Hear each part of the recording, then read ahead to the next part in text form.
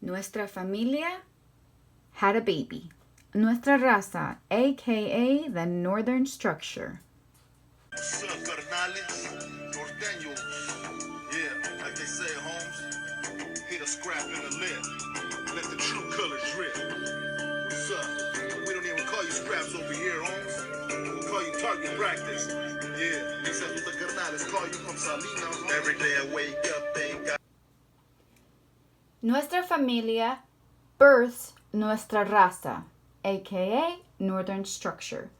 In the 1980s, after Nuestra Familia members were convicted under the RICO Racketeering Act, as a statute, leaders established Nuestra Raza. In English, Nuestra Raza translates to our race, our people. The California Department of Corrections named this new subset the Northern Structure and categorized this gang as a security threat group 1, which is the highest threat level in CDCR. It is the same category as the Mexican Mafia and Nuestra Familia. Nuestra Familia created this sub-gang in order to navigate around CDCR gangs validations and to promote Nuestra Familia criminal activities. The Northern Structure has increased in size after the Nuestra Familia became the FBI's #1 target around 1995. Essentially, the Northern Structure are assigned to carry out Nuestra Familia's dirty work. They are the soldiers of Nuestra Familia, and Northern Structure members' loyalty is to the Nuestra Familia first and foremost, above their own families. Northern Structure members are only one rank below Nuestra Familia.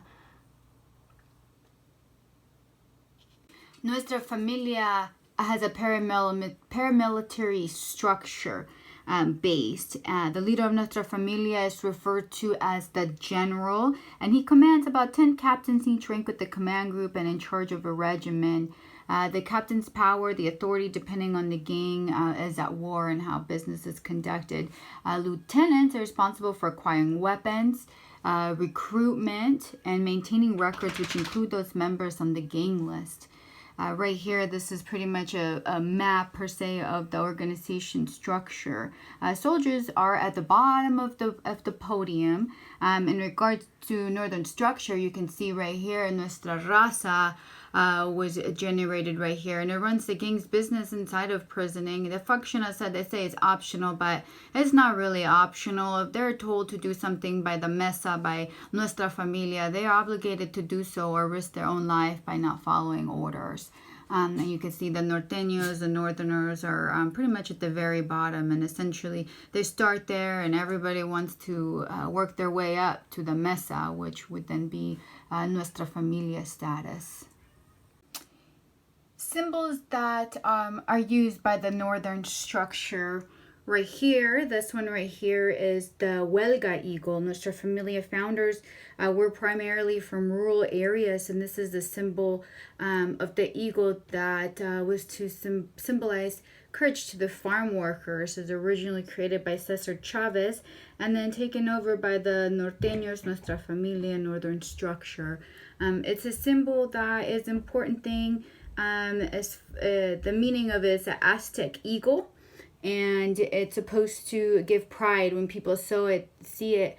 They're to know that it means dignity. They also, Northern Structure, just Norteños in general, they are known to wear red bandanas and identify themselves with the number 14 right there. You can also see the 1-4. Right here is another hand tattoo with the Huelga eagle and the 1-4. Another 1-4. As 14 is the 14th letter in the alphabet, which lands in the letter N. And also the image of a sombrero with a machete, as shown right here, is a very common symbol of this gang.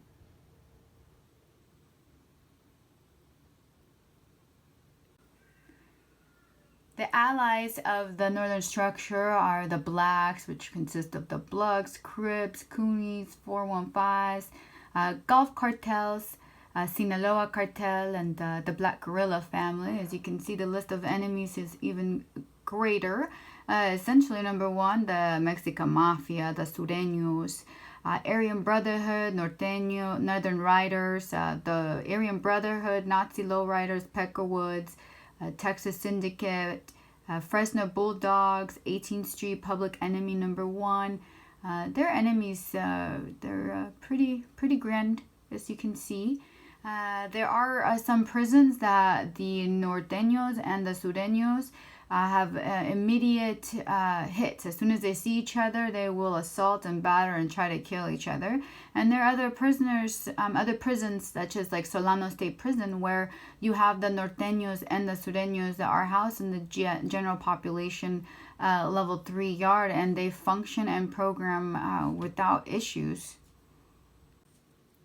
Northern Structured Territory, of course, they are a predominantly prison gang. However, they do parole and go out into communities, and the line dividing between the Norteños and its rival Sureños has been accepted as the real community of Delano and Bakersfield, California. So everything north of here pretty much is Norteño and Northern Structure, Nuestra Familia territory. And again, they are told that the Northern Structure is free to cease gang activity once paroled. However, that's not really true, because as soon as a Nuestra Familia member gives them an order to do any type of activity for the gang, they are obligated to do so.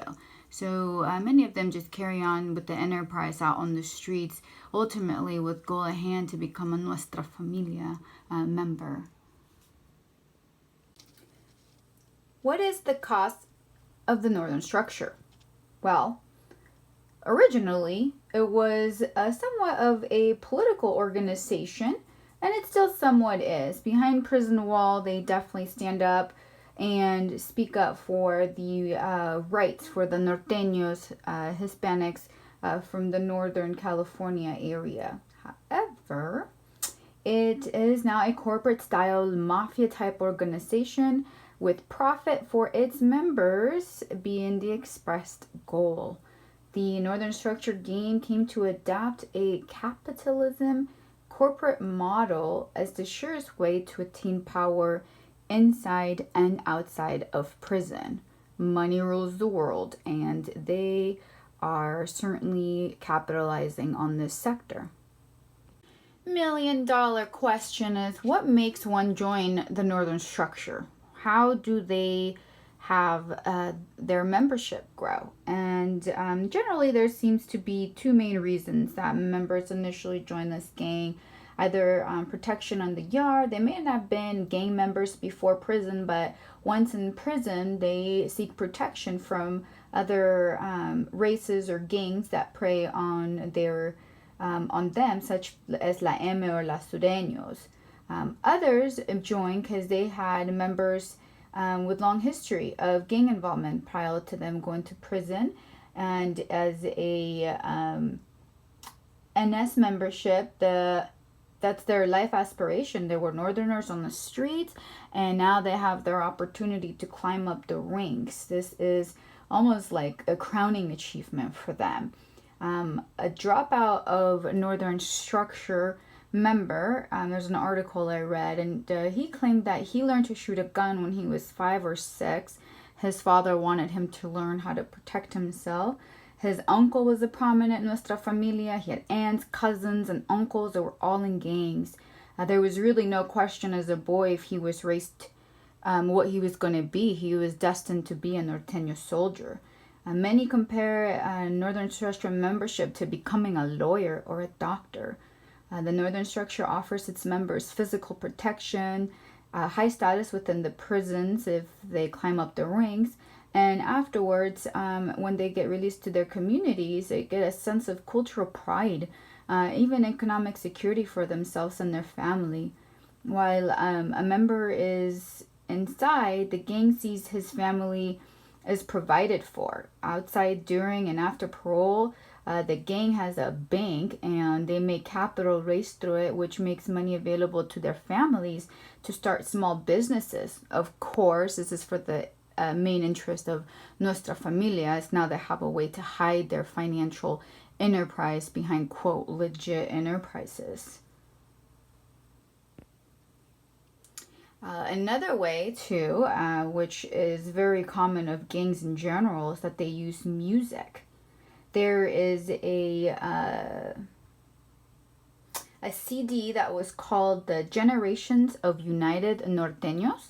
And there were songs like Scrap Killa, Scrap stands for the Southsiders, the Southerner Hispanics, and Pinta Bound filled lyrics. That was the introductory song that you heard in the beginning of this presentation. Of course, that CD and everything was founded by Nuestra Familia General. And the idea is that rap music can unite and, quote, galvanize young Norteño soldiers across the state. And as we see, music is very impactful, and it definitely had an impact on, and a surge of membership did come from that movement.